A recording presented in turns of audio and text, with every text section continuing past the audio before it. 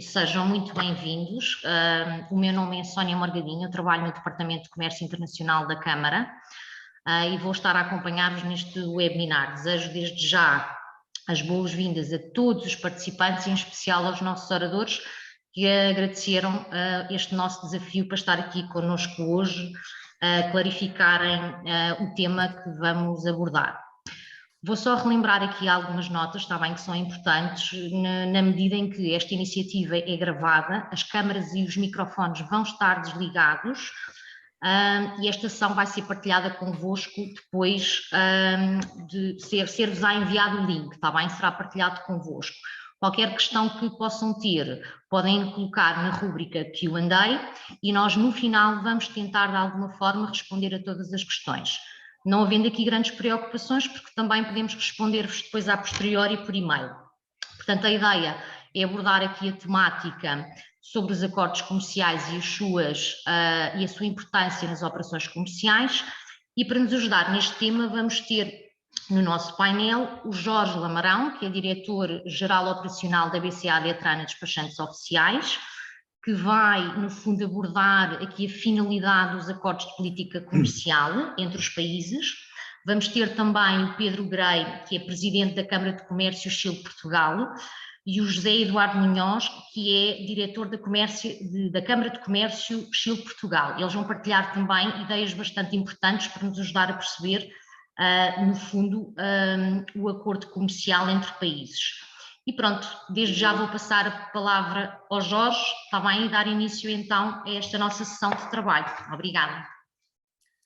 Obrigado, Sónia. Boa tarde a todos os participantes. É com enorme satisfação que participo neste webinar, no qual vamos abordar um tema de maior interesse para as empresas que se dedicam ao comércio internacional, sejam elas importadoras ou exportadoras. Refiro-me aos acordos comerciais internacionais nas suas diversas configurações. A prática generalizada do comércio internacional tem a maior relevância para todos os operadores económicos, já que as suas atividades afetam a vida da sociedade mundial e é o resultado do processo de globalização, processo este que se iniciou após a Segunda Guerra Mundial. Ao tempo, o estado da maioria das economias a nível mundial, quer fosse pela participação direta na guerra ou fosse pelos efeitos colaterais que esta provocou nos territórios não atingidos pela mesma, era caótico. E assim tornou-se imperioso instaurar um conjunto de normas que providenciassem uma recuperação rápida e eficaz. Com esse objetivo, em 1947, é criada a instituição GATT, em português, Acordo sobre Tarifas e Comércio. Este acordo estabelece um conjunto de regras de grande alcance internacional e iniciou-se assim um processo de desarmamento tarifário. Tudo isto resultante de determinadas condições a satisfazer pelos países participantes e tinha ainda o objetivo final de impulsionar a liberalização multilateral do comércio. Portanto, isto consistia na negociação dos mais diversos temas com influência multidisciplinar, que vai desde o comércio internacional até à segurança coletiva.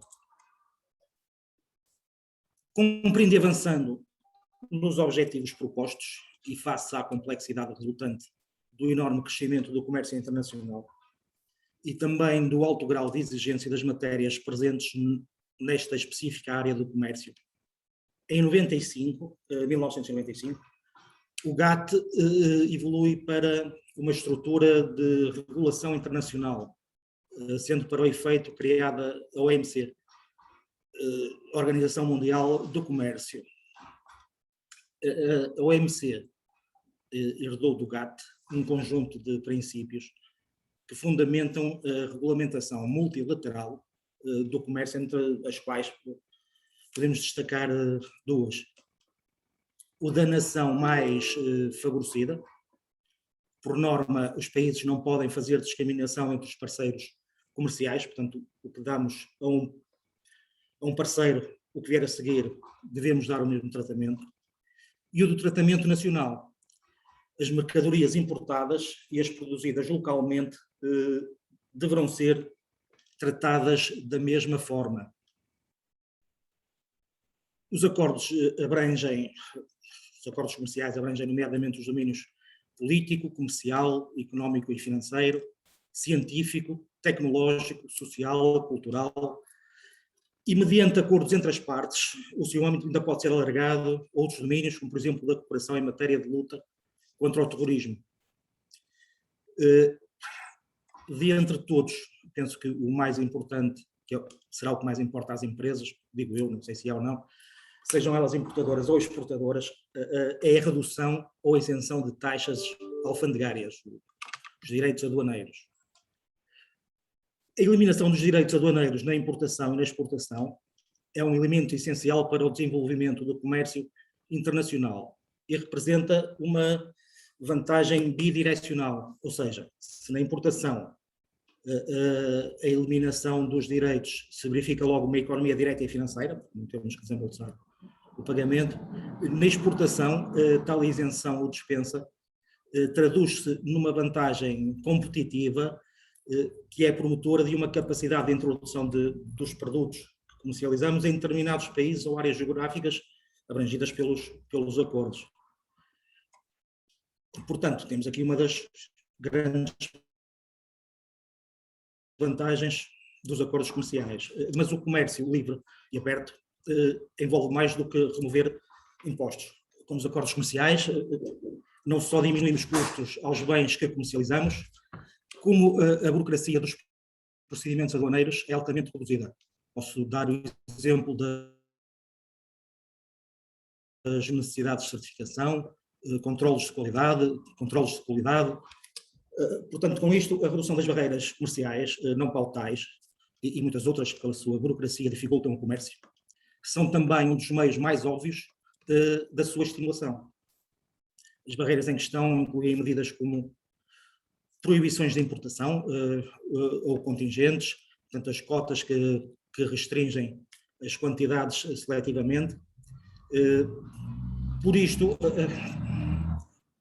são assim exemplos concretos de ações de licenciamento de importação, regras de valoração de mercadorias na alfândega, inspeções para embarque e no destino, ou ainda procedimentos de certificação.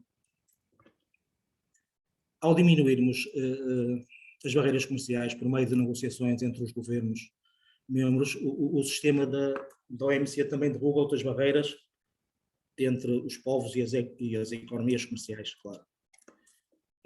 O comércio sem estas barreiras, sem tais atritos, traz preços mais baixos, por isso mais competitivos, melhor valor para as empresas e, consequentemente, também para os consumidores.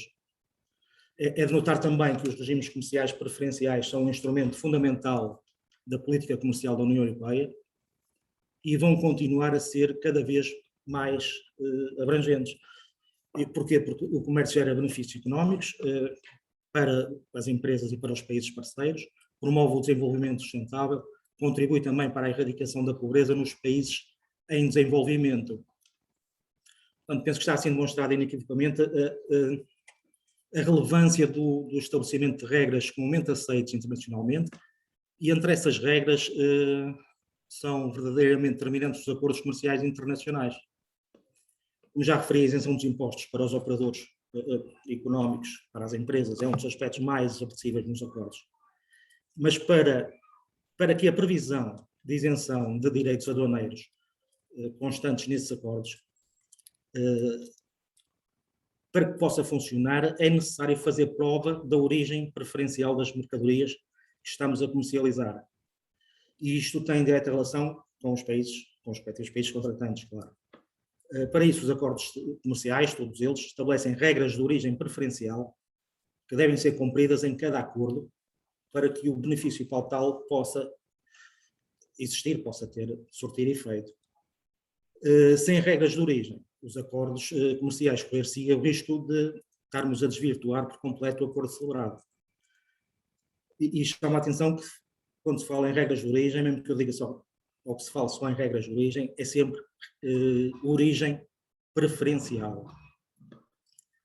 Porque a regra de origem preferencial é que vai confirmar se os produtos são originários de um determinado país contratante ou não. Origem preferencial não é o mesmo que origem nacional, não sei se pode dizer assim. Portanto, um produto que é feito num determinado país pode não ter origem preferencial. Vamos já falar sobre isso também um bocadinho. A título de exemplo de regras de origem, vou dar 2 ou 3 exemplos que são sempre constantes nos acordos comerciais internacionais. O de mercadorias inteiramente obtidas, animais vivos aí nascidos ou criados, os produtos aí cultivados, os produtos extraídos do território, por exemplo, os produtos minerais, produtos da pesca, das águas territoriais, também são considerados mercadorias inteiramente obtidas. Temos também ainda a transformação suficiente. Vou dar um exemplo de um fio comprado num país terceiro.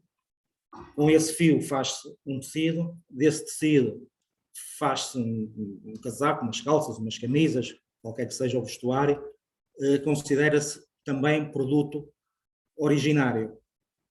Ou ainda através da regra do valor acrescentado, isto é, máquinas, eletrodomésticos, em que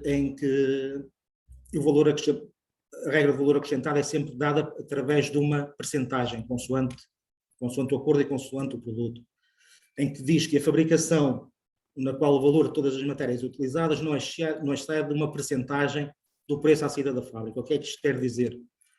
Que se eu tiver a comercializar, por exemplo, um frigorífico, estou a vender um frigorífico, depois dele pronto, o preço à saída da fábrica custa 500 euros. Isto números redondos para me facilitar as contas.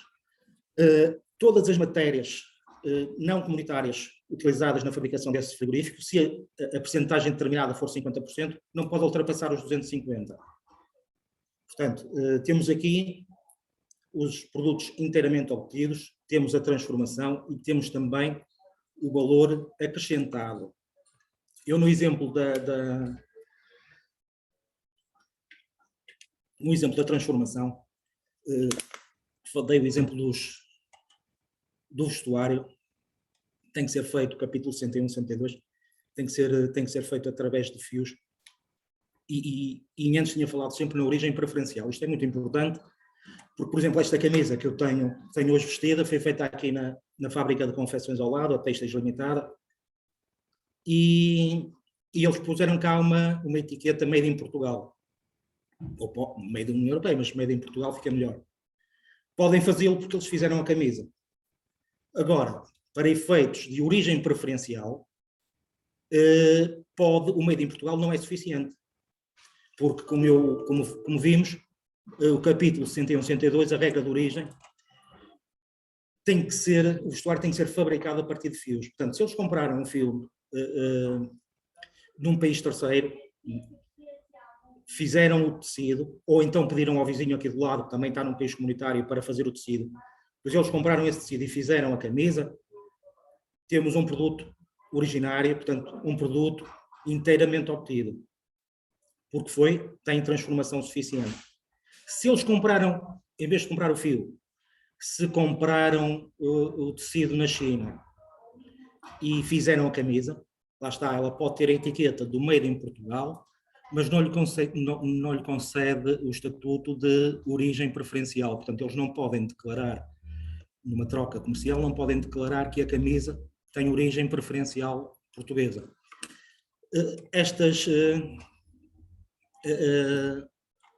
Para que percebam que é muito importante, a origem preferencial é um dos aspectos mais importantes nos acordos comerciais. Há também a acumulação bilateral, e trazendo aqui à colação o exemplo do Chile, aqui melhor analisado a seguir, podemos dizer que as mercadorias originárias do Chile serão consideradas matérias originárias da comunidade quando forem incorporadas num produto aqui obtido, desde que tenham sido objeto de um complemento de fabrico ou de uma transformação suficiente. Como o Acordo União Europeia-Chile é um acordo bilateral, portanto, isto também tem o mesmo efeito no Chile. Portanto, as mercadorias originárias da União Europeia serão consideradas mercadorias originárias do Chile quando lá incorporadas num produto, num complemento de fabrico, ou numa transformação suficiente. Estas situações da transformação suficiente também estão sempre explanadas em todos os acordos. Normalmente até estão ao contrário, eles dizem o que não é transformação, o acordo diz o que não é transformação suficiente, portanto tudo o resto, à contrária, será considerado transformação suficiente. As matérias não originárias, é preciso também ter isto em atenção, as matérias não originárias utilizadas na fabricação de produtos originários na comunidade ou no Chile, para os quais é emitida uma prova de origem, não podem ser, nem na comunidade nem no Chile, objeto de drawback. É o mesmo significado de isenção de direitos aduaneiros.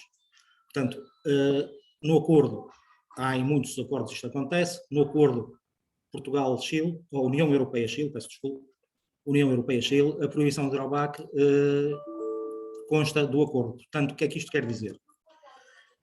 Quer dizer que se por qualquer motivo, como cá estávamos a dizer que os produtos cá obtidos tinham o mesmo tratamento no Chile, nesta situação não. Se a empresa que produz o produto, que o fabrica, obteve a matéria-prima através de um regime suspensivo, através de um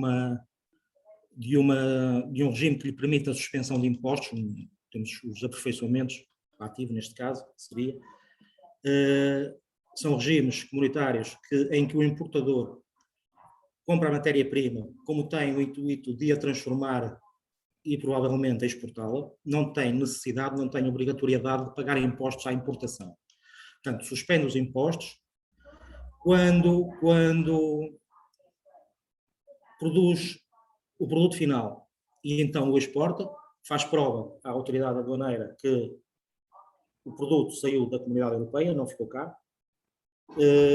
e nessa altura fica saldado o regime, portanto, conseguiu matéria-prima sem pagamento de impostos, produziu e exportou. Aí já está a ter uma vantagem competitiva perante os que não têm estes regimes. O que é que isso vai influenciar? Vai influenciar que não vai poder, nestes casos, como é proibido, no caso União Europeia-Chile, é proibido o drawback, portanto é proibida a isenção de direitos aduaneiros, não vai poder beneficiar da declaração de origem para o país, para o Chile neste caso. Portanto, é preciso ter muita atenção à forma, mesmo quando se vai ver a regra e fizermos uma transformação suficiente, temos de também saber como é que obtivemos os produtos, como é que obtivemos a matéria-prima e se podemos ou não beneficiar desta preferência, da origem preferencial. Por tudo isto é importante, é conveniente termos conhecimentos das regras de origem. Se não tiverem alguém na vossa empresa que tenha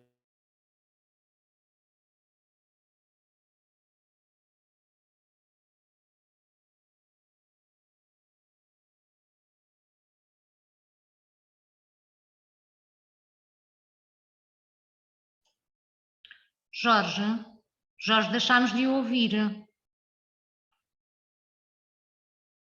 Jorge? Bom, parece que temos aqui uma questão com a ligação do Jorge, talvez aqui à internet. Pedia aqui só um compasso de mais alguns segundos, ver se conseguimos restabelecer. Não conseguindo, eu se calhar passaria aqui a palavra já ao Pedro Grey e depois o Jorge, se quisesse complementar, o faria posteriormente. Está bem, Pedro? Muito bem-vindo, obrigada.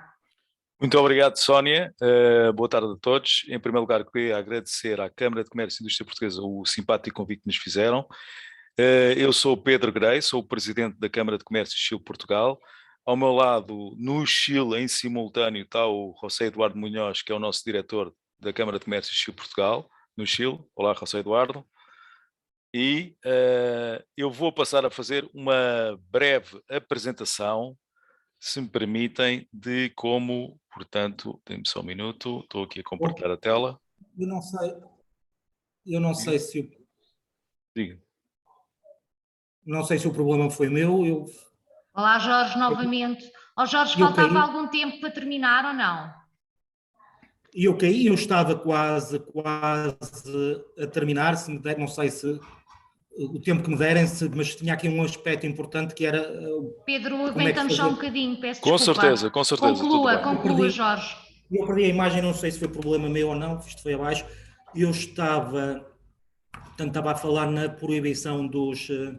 Só para dar aqui um aspecto, pronto, vamos avançar esta parte, já me localizei, estávamos na parte do reconhecimento da regra de origem, que é de todo importante.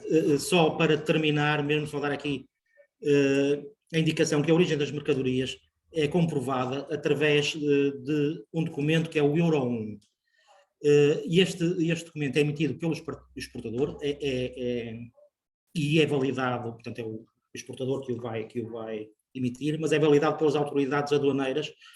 Pode ser também, e isto depois é que vai fazer prova de que a mercadoria tem origem preferencial, pode ser também declarado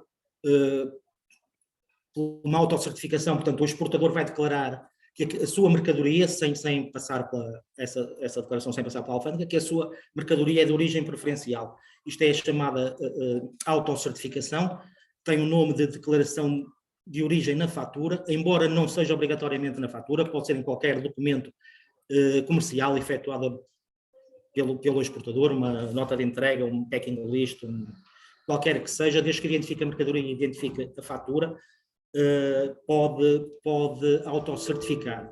Isto pode ser feito por qualquer exportador, vou acelerar um bocadinho só para ver se acabava este tema, pode ser feito por qualquer exportador desde que a fatura não ultrapasse os 6.000 euros. Caso não seja, se a fatura for superior a 6.000 euros, o exportador já tem que estar registado na autoridade aduaneira como exportador autorizado. Isto é usado é exigido na maior parte dos acordos, incluindo o acordo com o Chile, ou então exportador registado, o vulgar REX. Isto é exigível nos sistemas do SPG. O SPG é um sistema de preferências generalizadas, e nos novos acordos, os mais recentes que me recordo agora, o Canadá, Singapura e o ano passado Inglaterra, Reino Unido. Portanto, o sistema do SPG é um sistema no qual os países desenvolvidos, neste caso a União Europeia, dão preferência aos países em desenvolvimento. Pode ser tendo em conta, pronto, o desenvolvimento industrial e a competitividade de cada um, pode ser por incentivo à não utilização de armas, podemos utilizar qualquer argumento, e no SPG os acordos podem ser, enquanto normalmente nos outros países são sempre acordos bilaterais, no SPG o acordo pode ser também unilateral. Nós podemos dar sem pedir nada em troca. Quando estamos a dar para incentivar o desarmamento, para ajudar no desenvolvimento de um país, não pedimos nada em troca. Nós, União Europeia.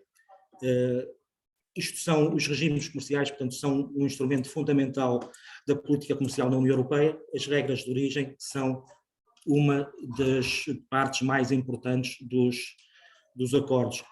Sónia, se a entender, eu acho que consegui abordar os temas que me tinham proposto, portanto, se entender por bem, posso terminar. Muito obrigada. Obrigada, Jorge, pela sua intervenção. Para responder a alguma questão que seja necessária. Muito obrigada. Agora sim vou passar a palavra ao Pedro Grey. Pedro, por favor.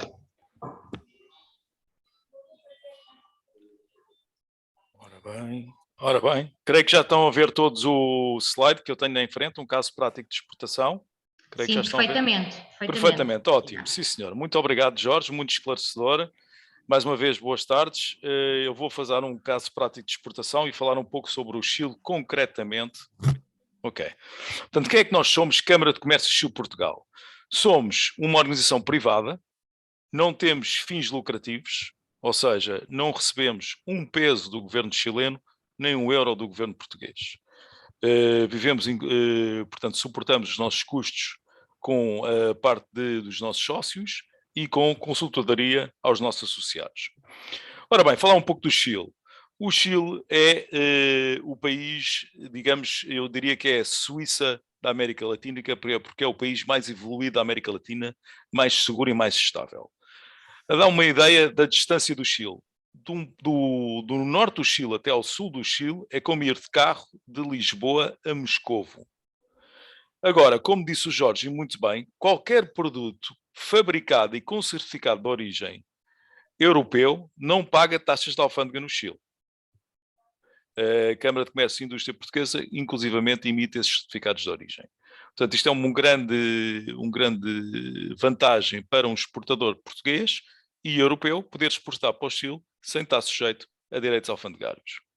E funciona do Chile para Portugal também. Ora bem, dar aqui um pequeno panorama de uma comparação entre o Chile e Portugal. A população do Chile são 18 milhões, em comparação com a nossa que são 10 milhões. Curiosamente, a nossa dívida pública está muito alta e a dívida pública do Chile é 12% do PIB, portanto é uma dívida pública muito mais reduzida.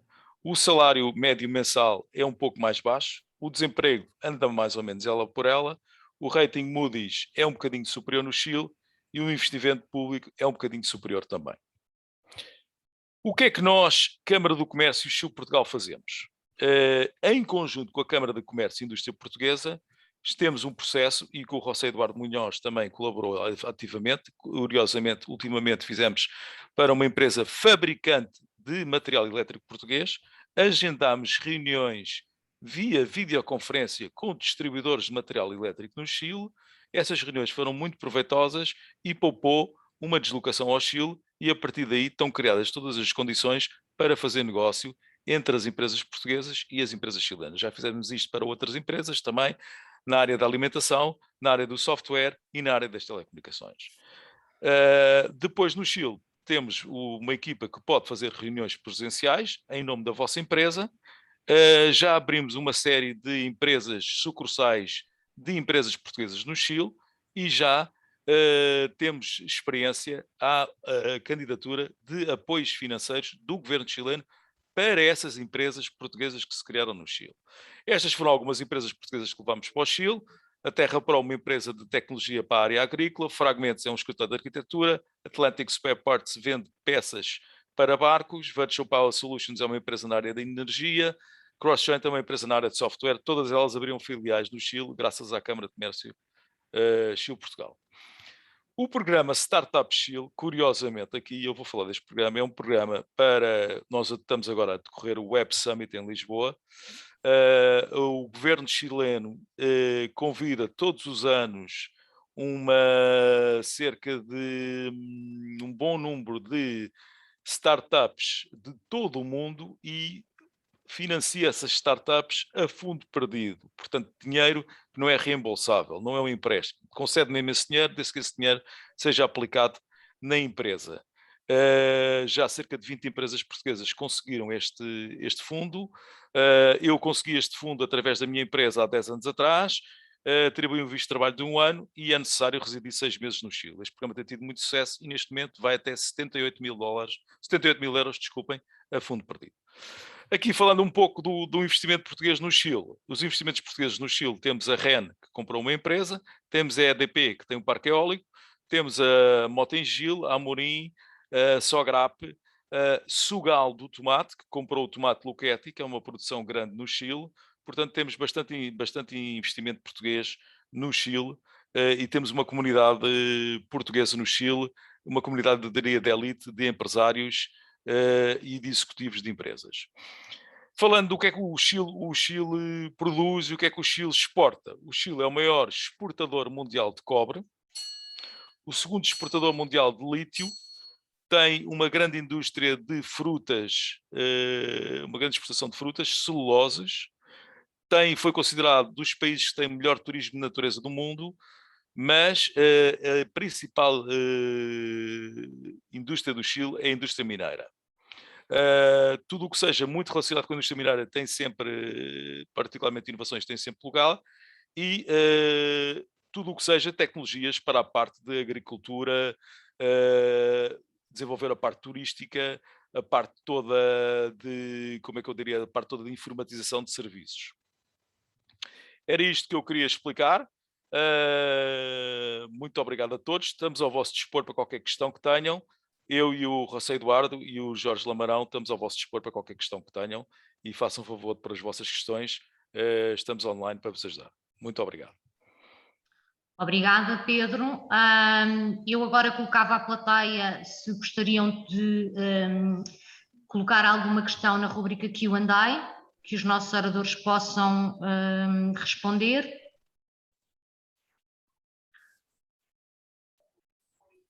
Penso que, Pedro, acabou a sua intervenção do seu lado, correto? Acabei a minha intervenção do meu lado, sim. José Eduardo, só que com José Eduardo. José Eduardo, ¿quieres hablar un poco de cómo es sencillo hacer una exportación de Chile para Portugal e importar de Europa a Chile, por ejemplo? ¿Quieres hablar un poco de eso, por favor? ¿Cómo es Sí, un gracias, trámite Pedro. sencillo? Gracias, un gusto saludarlos. ¿Me escuchan bien? Sí, sí. Sim, sim. Perfecto.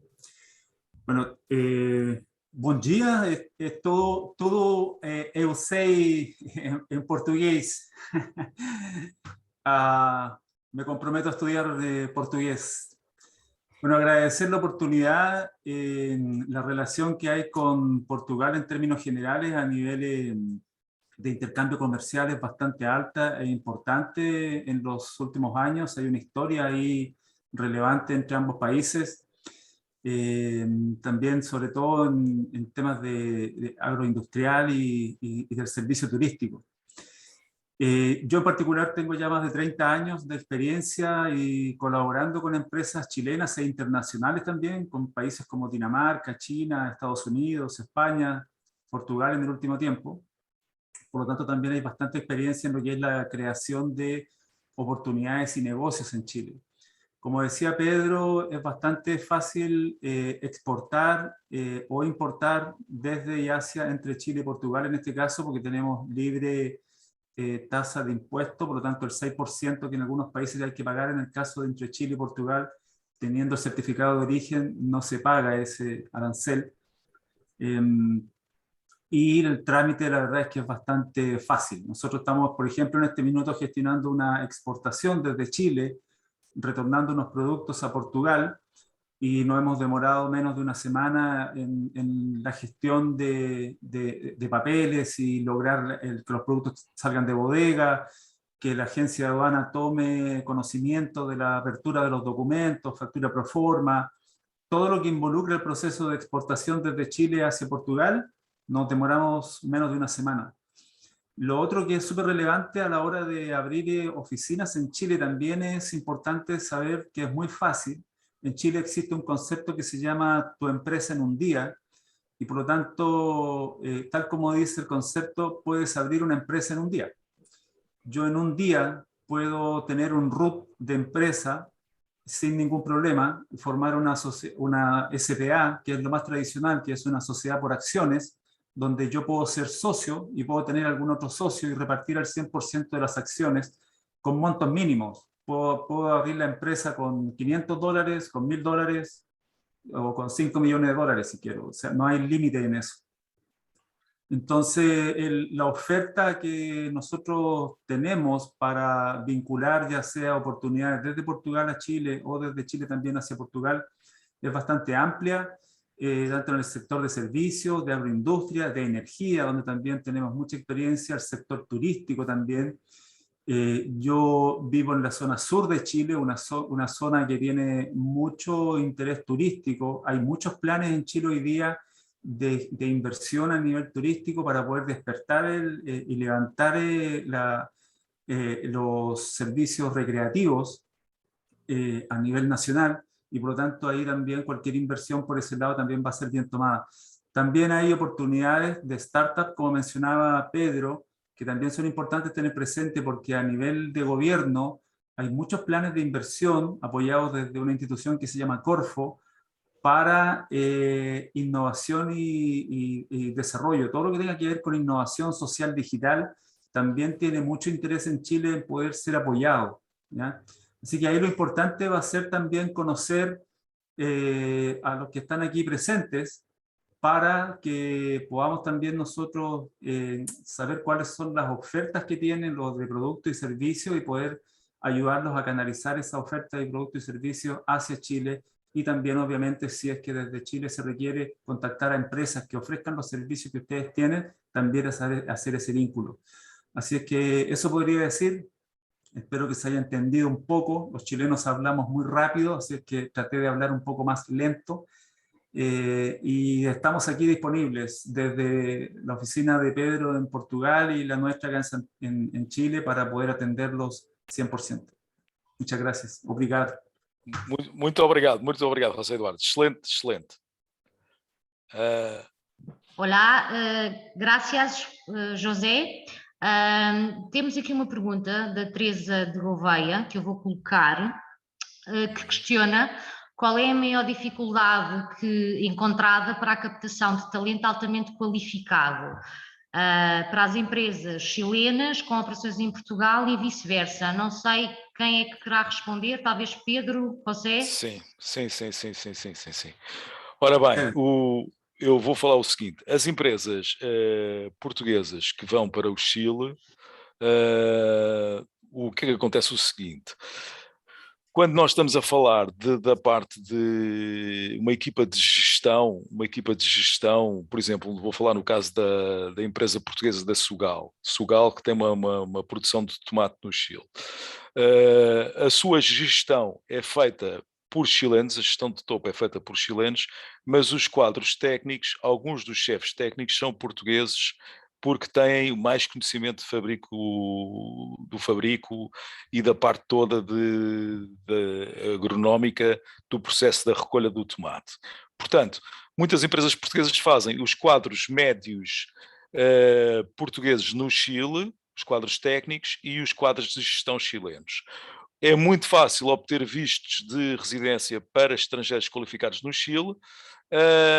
Ao revés, falando em Portugal, nós temos agora um programa de atrair profissionais qualificados, portanto podemos trazer também profissionais chilenos qualificados para trabalhar em Portugal, em áreas, por exemplo, neste momento no Web Summit, há 4 startups chilenas apoiadas pelo governo chileno a fazerem a promoção dos seus produtos tecnológicos aqui em Portugal. Mais questões que não sei se expliquei bem a questão. Penso que sim, que ficou claro. Entretanto, temos aqui a Ana Rita Costa, que questiona se existem empresas chilenas em Portugal na área de peixe congelado, nomeadamente lulas. Diz a Ana que são importadores e transformadores de matéria-prima. Bom, eu aqui não sei se conseguimos responder a esta questão. A empresa, há muita exportação de peixe congelado e de moluscos para Espanha e concretamente há uma série de filiais dessas empresas chilenas que estão em Espanha, que por sua vez exportam muito facilmente para Portugal. Essa é que é. Agora, concretamente em Portugal haver um operador, não, mas via Espanha sim, há muita facilidade de fazer isso e nós temos esses contactos também que podemos ajudar nesse aspecto de contactar com empresas chilenas diretamente. Nós temos o caso, por exemplo, existem 2 restaurantes chilenos relativamente recentes cá em Portugal e eles estavam com dificuldade de abastecimento e estão agora a começar a importar diretamente do Chile em vez de irem à Espanha como alternativa. Portanto, estão a importar diretamente do Chile para Portugal produtos alimentares para os seus restaurantes. Não sei se respondi também à questão. Eu penso que sim. Eu colocava desde já outra vez a quem nos assiste, se quiserem colocar alguma questão que o podem fazer na rubrica Q&A. E agora questionava aos nossos oradores se querem acrescentar alguma nota às suas exposições. Eu queria só acrescentar umas seguintes notas relativamente ao Chile em comparação com os outros países da América Latina, é que existe a livre circulação de capitais. Por exemplo, eu e o José Eduardo, quando queremos transferir pagamentos de Portugal para o Chile e do Chile para Portugal, é extremamente fácil. Não é verdade, José Eduardo? Muito sencillo a ser um pago de Portugal para Chile e de Chile para Portugal.